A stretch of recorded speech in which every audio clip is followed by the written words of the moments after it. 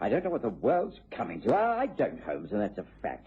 Hang it all, here we are in 1903, now in the 20th century, and look at the headlines. Assassination of royal family of Serbia. The turning of the years is no guarantee of human nature improving, Watson. I fear this sort of outrage may increase as communication between nations makes the world grow smaller. Well, thank heavens I'm living in England. That's all I can say. You think such a thing cannot happen here? I wish I were as certain as you are, Watson.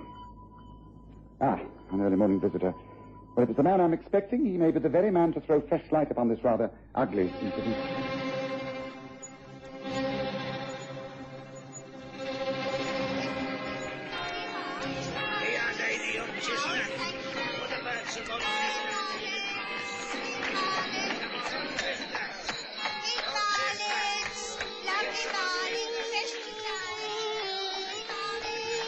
We present the stories of Sherlock Holmes.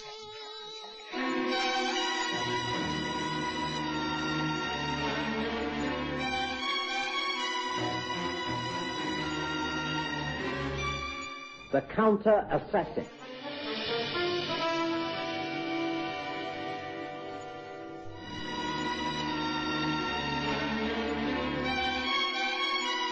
In the middle of July, 1903, my wife's brother, the Reverend Percy Phelps of Great Paddock Parish, Nettlebed, was taken ill. After a short time in hospital, he returned to his vicarage, but Mary was concerned about his health and persuaded me she should go down and nurse him during a convalescence period. Of course, I agreed, and, as usual, when I was left alone, I returned to my old rooms at 221B Baker Street, where I knew Sherlock Holmes would be grateful for my company. Holmes had not changed in his habits and was still prepared to accept visitors from all ranks of life.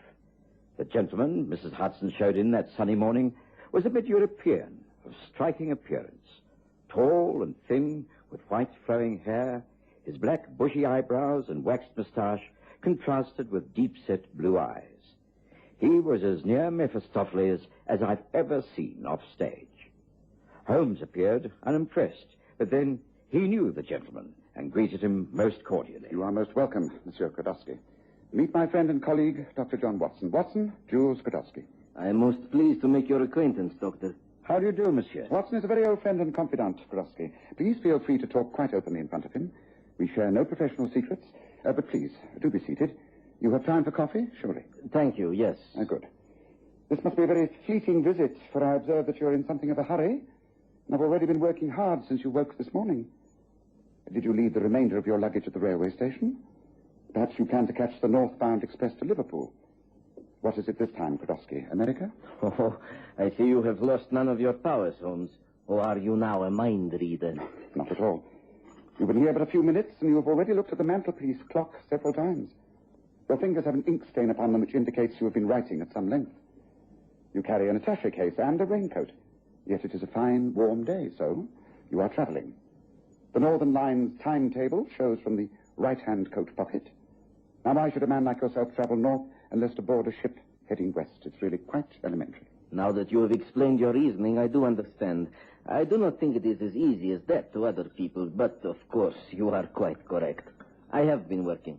I'm leaving the country as soon as I can board the ship, and I cannot stay with you very long. Here's your coffee, monsieur. And now, if you'd prefer to speak with Holmes alone... No. If he wishes you to hear what I have to say, then I have no objection. But you must be prepared to believe every word I shall tell you. It will sound unbelievable, but I assure you it is all true, and of very great importance. Then, as swiftly as you can, tell us what it is. There is a plot afoot to assassinate your monarch. What? You can't mean this. This is impossible. It is true. I beg you, Mr. Holmes, to take this seriously. Unlike Watson, I do. I know your background, Krodowski. I know how your loyalties in Serbia will have placed you in very great peril with the revolutionary units in that part of Europe. You have always been a brave man. If you chose to leave and seek comfort in America, then it must be because you have reached a point of desperation. But tell me more. What do you know of this plan? Alas, very little. There is an organization known as La Pochetta. It has sent a man to this country to recruit insurgents for the purpose of assassinating royalty and all those who actively protect them. I cannot tell you more than the name of the man in charge. He is known as Lapert, but he has several aliases.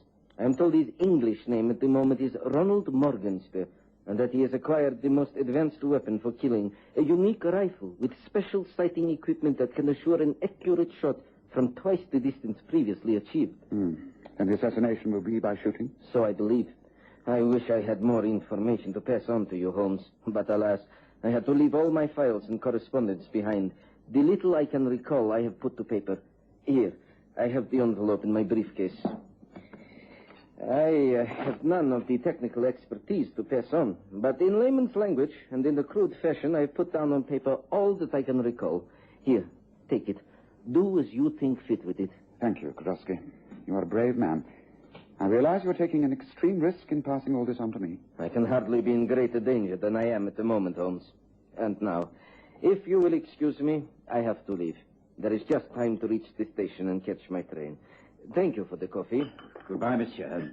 May I wish you Godspeed. Thank you, Dr. Watson. Goodbye. Goodbye, Holmes. I think it very unlikely that we shall ever meet again. Goodbye.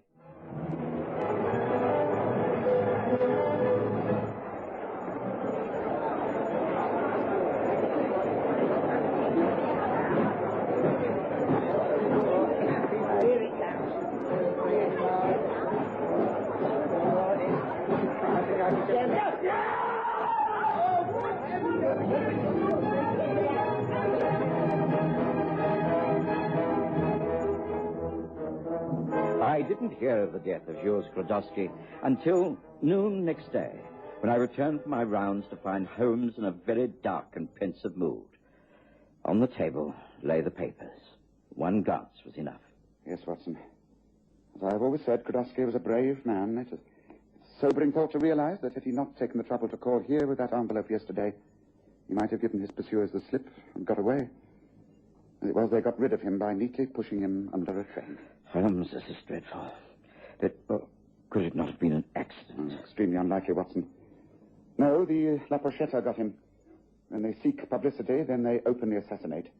When it's a private matter, they simply stage an accident. Oh, you are both in. Good.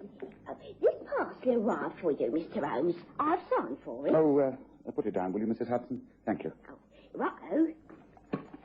I've got some cold roast beef and pickles if you want lunch, Dr. Watson. Thank you, Mrs. Hudson, but I really haven't got much time. No, it won't take long. I'll bring some in on a tray. Oh, just a pot of tea will do for me, thank you. Righto. Look here, Holmes. If Krodowski really was murdered, then it means he must have been... Just a moment, Watson, just a moment. The label on this parcel is typewritten. All quite correct. And the postmark is Paddington. Excuse me. Don't worry about the tea and luncheon, Mrs. Hudson. Just bring me a very large bowl of cold water immediately, will you? No. Oh, very well, sir. This really is only to be expected, isn't it? Well, is it? To what are you referring? To the parcel, Watson, the parcel. I'm always suspicious of parcels through the post, particularly of that handy square size. Yes, of course, it looks harmless enough. Holmes, what are you implying? That this is Look, Paddington is just round the corner, isn't it? Why send something through the post when it may quite easily be delivered by hand? Oh, here we are, sir. This all right? It's me enamel bowl from the bathroom. Yes, that's excellent, Mrs. Hudson. Now, Watson, come closer. Of course, there's no danger at all as long as the string and seals are intact. But once they are broken, well, let me demonstrate. I'll hold the parcel over the water. Will you please take those scissors on the desk and, when I tell you, cut the string and tear the brown paper. Now, are you ready? Yes, ready. It's a bird. Very well. Right. Here, now.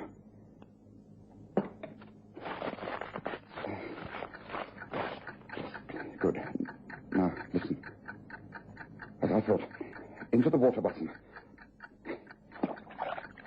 Good. I shall undo the parcel under the water, and you will see that there is a clock-like mechanism attached to the spring fuse. Yes.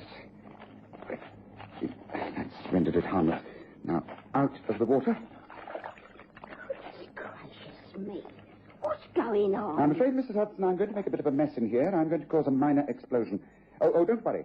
I shall fill the room with a great deal of smoke, and there will be a very loud explosion, but it will not harm anyone. Now, wait a moment, Watson. I have the required materials handy in that cupboard. My gun. Holmes, what are you proposing to do? I'm going to make a very big bang near the window. From From below it, we'll see that the bomb has gone off and wrecked the room. This should do the trick. It's all right, Mrs. Hudson. I know exactly what I'm doing and the effect I wish to cause. I must carry it over there and set it in place neatly so that the blast, such as it is, will be directed outwards. There, that should do the trick. Now, I must ask you both to stand well back. Are you ready? Yes, as ready as possible. Oh, don't log this. One little bit. Now, with my revolver, I shall fire at the parcel, and with a little luck, we shall get just the effect necessary. Ready? Then, now. The whole of the small window was shattered by the bomb. Holmes had planted it most carefully, for while the curtains billowed out in clouds of black smoke, there was little or no actual damage within the room. Mrs. Hudson was horrified until Holmes explained that it was all quite necessary and swore her to silence. I spread the news all over London that Sherlock Holmes was seriously injured by a mysterious bomb blast in his Baker Street home. An ambulance arrived, a great show was made with a covered stretcher being taken out of the building and driven away at top speed to St. Mary's Clinic. It was there that Holmes took the superintendent into his confidence. You must give me complete cooperation, Superintendent. I know that my request is most unusual, but I must insist that you do exactly as I say. I will get Scotland Yard to confirm it all. If necessary, I will obtain an official government order signed by the Prime Minister himself. The fate of some of the most important people in this land is at stake, even the sovereign himself. Well, this is quite amazing, Mr. Holmes. Well, naturally, I should, in normal circumstances, demand confirmation of all that you say, but since you stress the urgency of the matter, I will agree. Splendid. I will arrange for Scotland Yard to call upon you and verify everything I say. Meanwhile, I wish it to be given out that I've been admitted to your care in a serious condition. No one is to be allowed into my private ward except a special nurse and yourself. You will have to take one of the matrons into your confidence, but she must be completely trustworthy and prepared to take the risks for her king and country. I know just the person. Have no fear. You can rely on Moss. Good. Now, Dr. Watson here will be my go-between. I shall not be able to communicate with you in person, but whatever Watson asks you to do, you must carry out without question. Do you understand? Yes, I understand. Good. Well, that's all for the moment. Make your first official bulletin about me very cautious. Then as the days go by, you can report steady progress. No publicity over and above the daily health bulletin. I understand. Oh, very well, Mr. Holmes. It shall be carried out to the letter. And so all England believed that Sherlock Holmes lay in hospital, seriously injured by an anarchist bomb. I put on as good a performance as I could as the heartbroken friend, only breaking faith with Holmes to reassure my wife that things were not as they seemed. She was aware of Holmes' methods and tactfully withdrew her inquiries. Meanwhile, I went about my duties, and as the days passed, I made arrangements to have the window at Baker Street repaired and tried to resume a normal existence. There was no news from Holmes, but one morning, returning before lunch, I found some activity in our sitting room. Oh, dear. Hasn't that been repaired yet? It should have been finished hours ago. Oh, sorry, Governor, we got started late. My matey and I just fixed it up. Should be all right. That's right, have we, Harry? Yeah, right you are. See, down she goes. That's it. Oh, yes, that seems quite satisfactory. Coat of paint, as good as new. Don't you agree, Watson? What the... Oh, I should have guessed. I've been waiting to hear from you, Holmes. Yes, I'm sorry to have entered my own home disguised as a workman, but it seemed the safest way. Oh, please do meet my assistant, Harry Boggs, in the trade, but Roger Brent to New Scotland Yard. How do you do, Dr. Watson? Nice to meet you. Oh, it's a pleasure. Well, Holmes, what's been happening? The superintendent in the clinic is becoming rather difficult to handle. He doesn't know what to do. He wants to know how long this pretense of yours is to be carried on. Well, tell him it will not be long now. In fact, I have a specific instruction for him. Things are moving towards a climax, Watson. Yes, well, thank goodness for that. Well, what's been happening, Holmes? Have you found out anything about the man known as Lepert and this organization, La Pochette? Is there any truth in the warnings Krodowski gave us? One question at a time, Watson. Briefly, the position is this. Yes, those warnings were well-founded. There is a royal assassination plot afoot, and it's our duty to thwart it. Oh, but how? Well, there's already been one attempt upon my life, and it will become necessary to draw their fire, as it were, yet again. But you don't mean that you're deliberately going to place yourself in danger, Holmes? My friend Brent here is the man who will risk most, I'm afraid. He's been brave enough to impersonate me on several occasions. The real risks will be taken this weekend. Now, Watson, time is short, and I've got to work swiftly. This is what you must do. I want the superintendent of the clinic to give out that I'm making a surprisingly good recovery. I'm out of bed for a few hours each day, and by the weekend I should be able to be wheeled outside in a bath chair. A special male orderly, my friend Brent here, will be in charge of the proceedings. I shall rely upon him to arrange a convincing enough dummy in the chair. My hat and cape will be sacrificed for the occasion. Now, it's most important that the chair is positioned correctly. Next Sunday morning, between the hours of 10 and 11, when I shall be taking the sunshine, here, I have drawn out a plan of the clinic and the nearby buildings. You'll see that here is Brunswick Square, and Kenton Street is here. Across the road from the hospital gardens is St. Mary's Church. Now, Brent will wheel the chair out and place it right here. Now, with the plans I have laid, I'm sure the opportunity will be so great that my enemies will not refuse the bait. They will think that they simply cannot miss. I think we cannot miss Leopard. Are you sure of this information, Braswich? I am. An orderly from the hospital had a little too much to drink in the bar of the George and Dragon in Soho Square a few nights ago. It was easy to get detailed information from him. Sherlock Holmes will be convalescing at the weekend. He will be allowed the use of the small gardens at the end of the wards. So, then we must act. This time we shall not fail. Holmes was very lucky not to have been blown to pieces last time. He will not be able to escape from the sniper's bullet. It also gives me an ideal chance to try out the new equipment. I have assembled the latest rifle. It is a superb weapon, which I'm most anxious to use. There must be a suitable advantage point from one of the roofs of surrounding buildings. There is a church right opposite. It is isolated, but it might be hard to enter during daylight without being noticed. What, on a Sunday? Not with everyone attending church service. It'll be simple. Come, we must work out a detailed plan. It will be necessary to visit that church, find out exactly the position to take up. And then, for once, we shall go to church on a Sunday, Prestwich.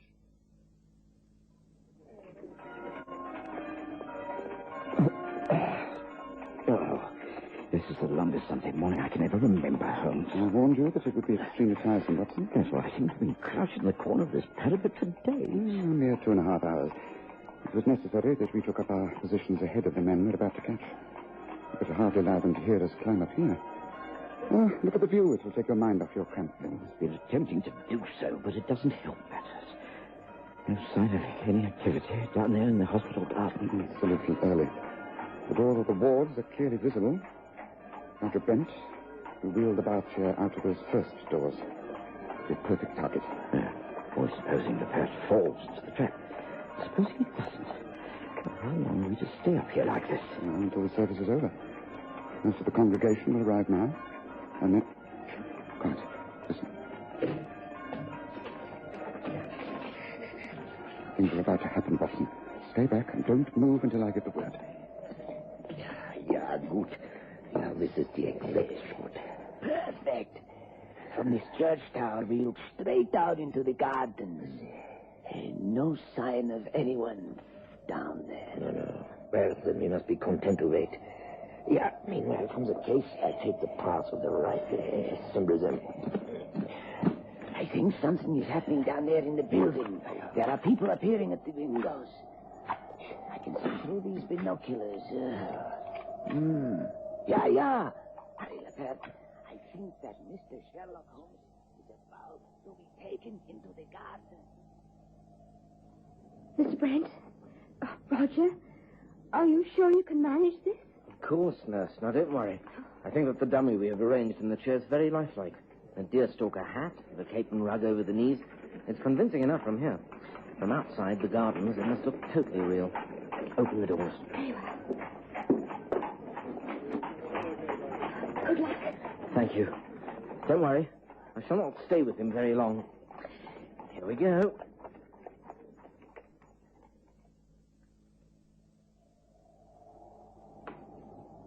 There, you see. It is just as we were told. There is the orderly wheeling the chair with Holmes sitting in it. Do you see them? Yeah, of course I see them. I can see them most clearly. The orderly standing in the way. I have the tray in the sights of the rifle. The orderly moves back. It is clear. Yes, and now to make quite sure. I've got him.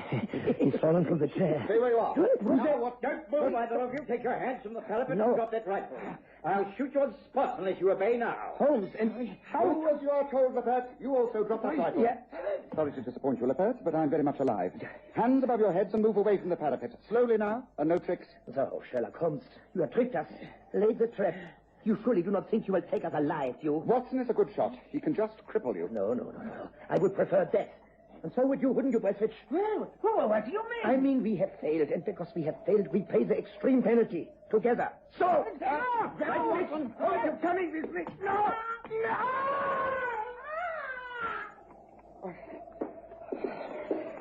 You were right, Watson. Yes. I'm sorry, Holmes. I just couldn't hold them. The shot was impossible. Well, perhaps it's just as well. Oh, we'll pick up that rifle, Watson. That's the most important piece of evidence that's come our way in many a long day. Of course, as always, Sherlock Holmes took no credit at all for uncovering the assassination group and thwarting their plans, which, had they been successful, would have caused total chaos throughout the British Empire. Of course, there was discreet recognition from the correct authorities, Scotland Yard, and an audience at Buckingham Palace was commanded. Holmes made light of all this. He'd had important assignments before and treated it as all in the day's work. The person who did come out of it rather well was Roger Brent. I must thank you so much, Mr. Holmes. I owe my promotion entirely to you. Not at all. You deserved it. And didn't I hear something about more congratulations being in order? You are to be married. Yes, that's right. Susan Bennett, the nurse who was supposed to look after you at the clinic, the one who helped me with the wheelchair. Will you come to our wedding? And will you, Dr. Watson? Oh, but of course. And, of course, congratulations. There, Holmes, you see. Good can come out of all of this, after all.